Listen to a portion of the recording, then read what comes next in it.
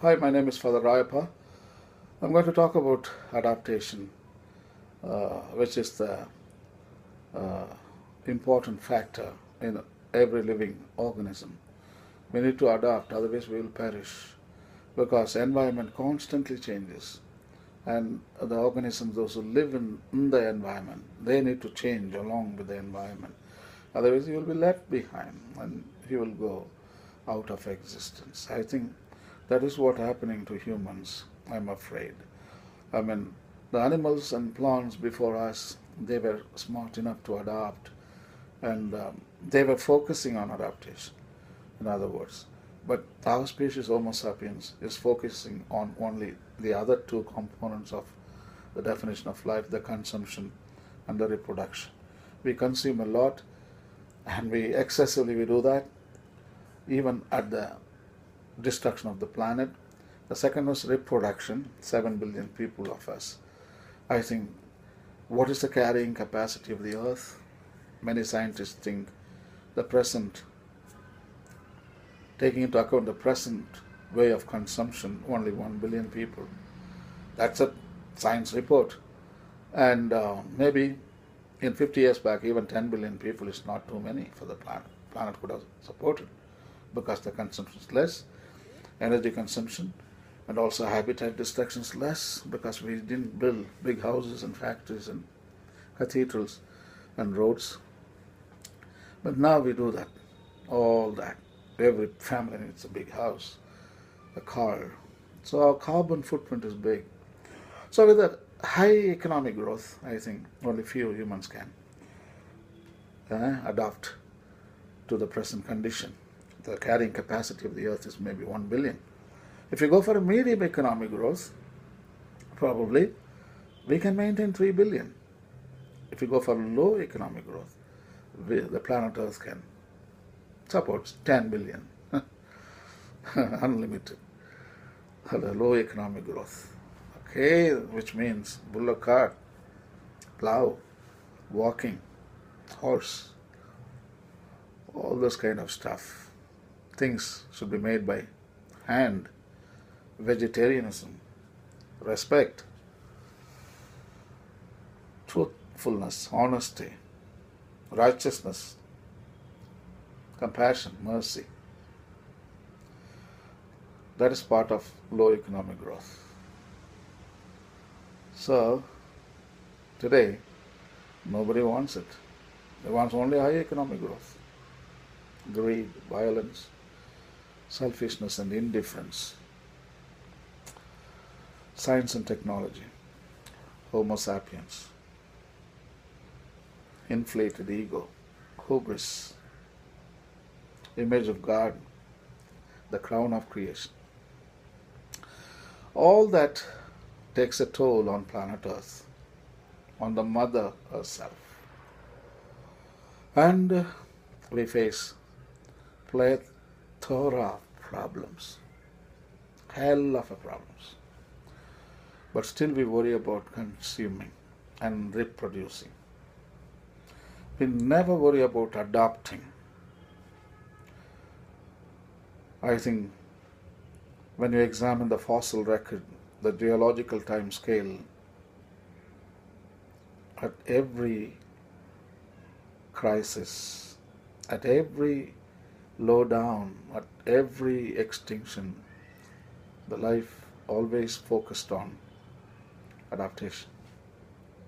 That is how a simple one-cell organism can become humans.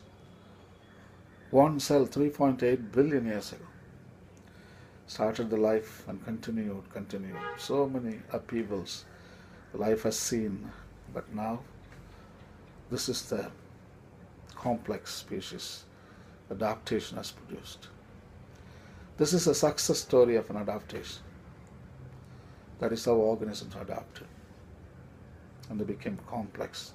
One cell, two cell, multicell, fishes, vertebrates, invertebrates, amphibians, reptiles, mammals, apes, humans, whatnot. I think if human species adapts, there comes another complexity, or comes another form of form of living organism, maybe much better than us, maybe image of God, that is, maybe an angel. We talk that we are an angel, we are an no, no. It's a continuity. It started in us. It has to see in the golden age later on. This is not the golden age of image of God, not an image of angel. No, still we are far away. But we can. As inner dimension is supporting us. Outer dimensions doesn't have any promise because 10,000 years past history, when you examine, they produce more tombs than miles. But inner dimension, we can produce milestones, not the tombstones. We can do that. So we are smart species, as well as we are stupid. We know it. But today we are stupid. You know why? Because we don't talk about adaptation. That is the focus it should be on the desktop. That should be the primary focus. Because today all these problems, 21st century problems are environmental, and they are threatening our own species to the brink of extinction. And yet we are talking consumption and reproduction. But this adaptation, no, there's no discussion at all. This is painful.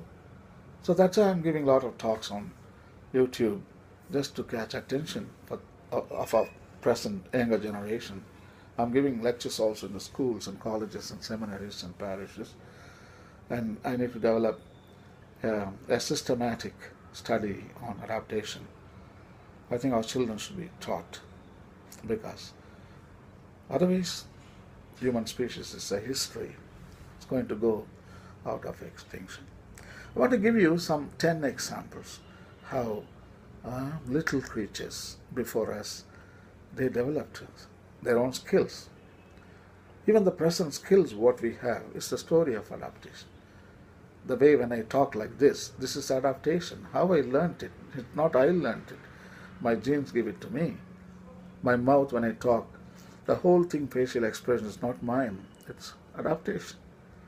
How my genes and my father's genes, other people's genes, my mother's genes, everybody contributed to this development.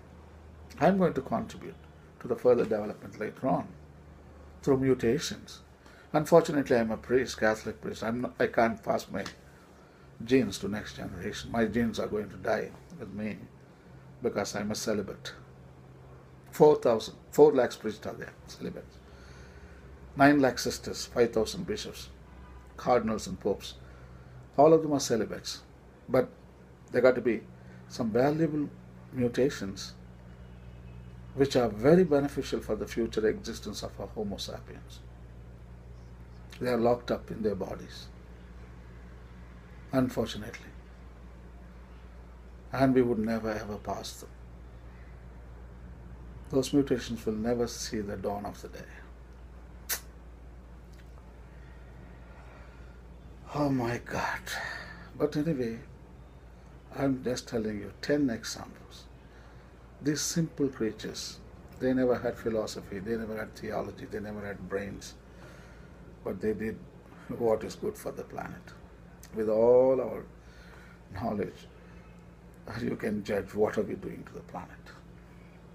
So here, one example is sea turtles. You see, land turtles, they don't have a big flippers. But sea turtles, they live long, maybe 150 years, 170 years. They weigh almost 35 to even 70 kilos, some of them even more than 100 kilos. And they can swim. To propel such an enormous weight, they need flippers. So probably these turtles would have lived on land millions of years ago. Maybe the terrestrial ecosystem became a desert, no food. Climate change, desert.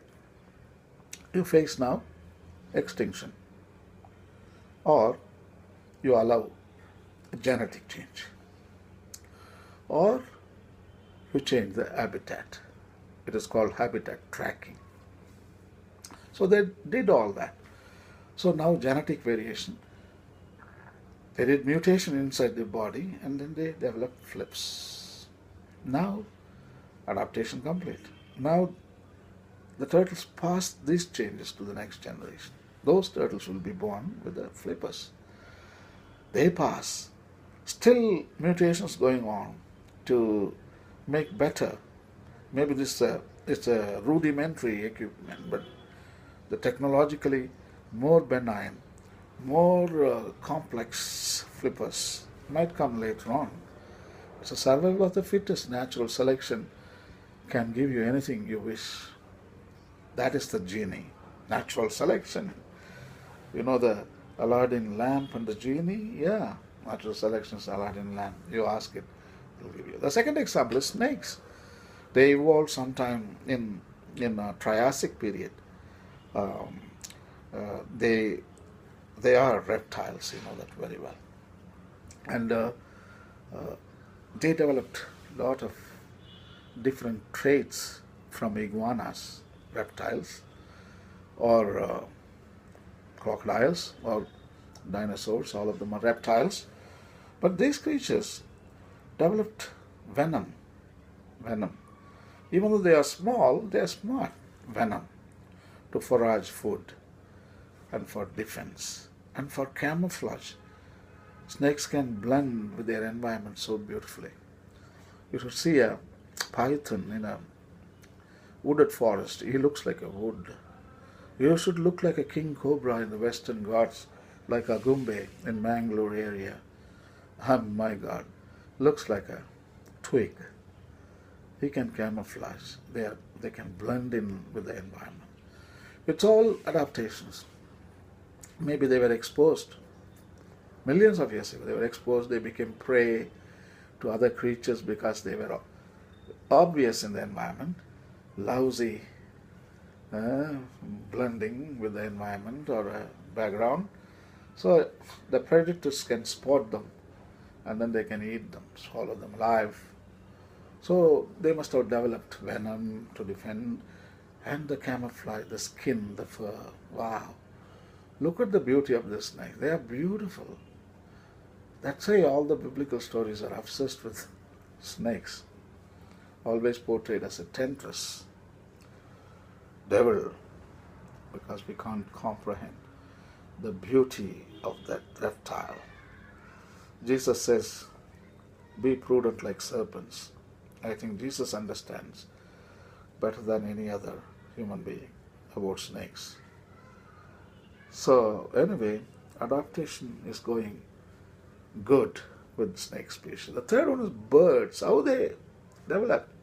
Again, we are going back to Triassic period. All these species developed their wings in the Triassic period. That's about 200 million years ago. And also, birds can fly. How can they fly? Because their bones are hollow. There is no marrow inside the bone. It's empty. It's filled with air. See, they adopted. I mean, imagine the frogs, the amphibians, and the reptiles. Their bones are marrow, but this particular bird's bones are hollow. Other bones, marrow. Even our bones are marrow. There is a gel-like substance which produces white blood cells, even blood also.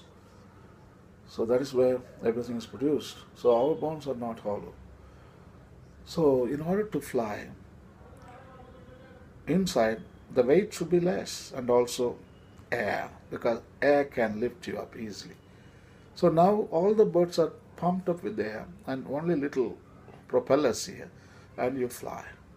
So that is how they developed. It's adaptation. Maybe on land, too many predators to capture and eat and destroy the reptiles. And some of the reptiles, very, very smart, they developed wings and they escaped to the sky. Adaptation, success story of adaptation. You understand that? Huh? That is what it's all about. Anyway, I wish you all the best. There are 10 examples. I can't finish them all today, but only I gave 3 of them, and I will continue later on with other examples. And you have a nice day, and goodbye.